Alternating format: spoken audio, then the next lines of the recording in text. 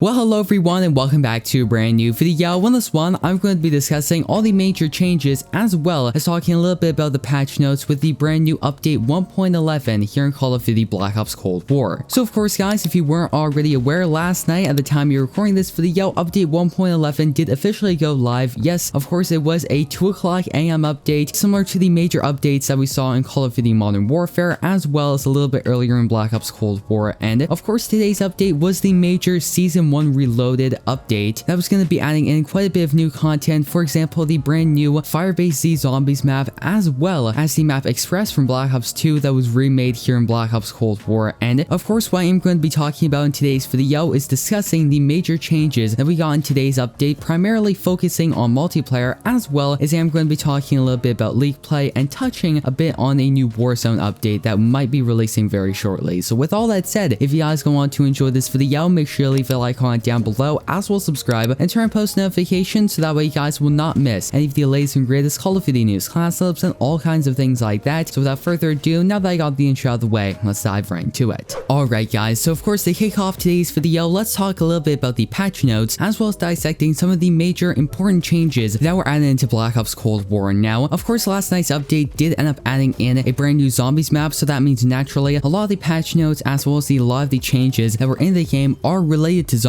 And of course in today's video I'm going to be primarily talking about multiplayer. However, a little bit later in this video I'm going to be touching on some of the major changes that we saw in the zombies game mode. So of course, starting right from the top, there was a global change that addressed an issue that led to choppy voice chat in some circumstances. Of course, if you guys ever use game chat in Black Ops Cold War, you will know that it sometimes can be a little bit choppy and can sometimes be a little bit rough around the edges, so to speak. And of course today's update will be addressing an issue that is causing that, so hopefully going forward game chat will be a little bit more smooth. And moving on down, let's talk a little bit about the brand new map Express. Of course, this is a remake map of the classic map from Call of Duty Black Ops 2, and it's now in Black Ops Cold War multiplayer, with of course Express being in the map rotation for both core as well as hardcore, as well as there is now an Express 24/7 playlist, which, as I mentioned in one of my later videos, we know that the Express 24/7 playlist contains team deathmatch, kill confirm, domination, as well as hardpoint. In addition to that, there's also the brand new Endurance 40 player mode, which is of course a variation of the brand new mode Dirty Bomb, which as the description reads, the Endurance playlist is a new high player count mode available on Sanatorium, Ruka, and Alpine. After one bomb detonates, a new one comes online to take its place, so 5 bombs are always available instead of an initial set that gets reduced to a single bomb before the next wave. And of course the score limit was doubled from 500 to 1000, so if you guys enjoy Dirty Bomb and you would like to switch it up and play something different, I would highly recommend that you hop into the brand new Endurance 40 player mode. So now let's move down and talk a little bit about Prop Hunt, the classic party game mode that has been in Black Ops Cold War for a little while now. And of course with today's update, they did end up adding in some new maps into the Prop Hunt rotation, being Express, Raid, Crossroads Strike, as well as Armada Strike. Of course, as I just mentioned, Express is now in the Prop Hunt rotation, which is really cool in my opinion, and it's going to be really interesting to see how this game mode plays on Express. And moving on down, let's quickly talk about Gunfight. Of course, Nuketown 1984 was added into the Gunfight map rotation, which is really good, and kind of reminds me of how Shipment was added into the Gunfight rotation back in Modern Warfare. And in addition to that, 2v2 as well as 3v3 Gunfight is now available in custom games. And with those new modes as well as changes in the current state of Black Ops Cold War, all of the featured playlists are Express 24/7, the Endurance 40 player mode, Gunfight Blueprints, which is now including Nuketown 1984, Prop Hunt, which of course has the 4 new maps enabled, 3v3 Gunfight Snipers Only, Face Off 3v3, as well as Nuketown 24/7. Of course, Nuketown has been in the game ever since November 24th, when it was added into the game about 3 months ago at the time of making this video, and it is not going anywhere. So if you guys were worried that the brand new Express 24/7 playlist was going to replace Nuketown 24/7, you have absolutely nothing to worry about. Also, for you guys that are currently going for DM Ultra, of course like myself, you'll be happy to know that the launchers were slightly changed around a little bit in today's update, and that is the minimum damage that the launchers do were increased, which is extremely useful. Of course, a lot of the people that went for DM Ultra and already have it mentioned that getting kills with the launchers were a real big pain, and of course today's update is going to be changing around a little bit, so now the launchers are going to be doing more minimum damage, so you really don't have to worry as much about getting 2 hit markers with a person at point blank range when you're playing hardcore mode, which is really good.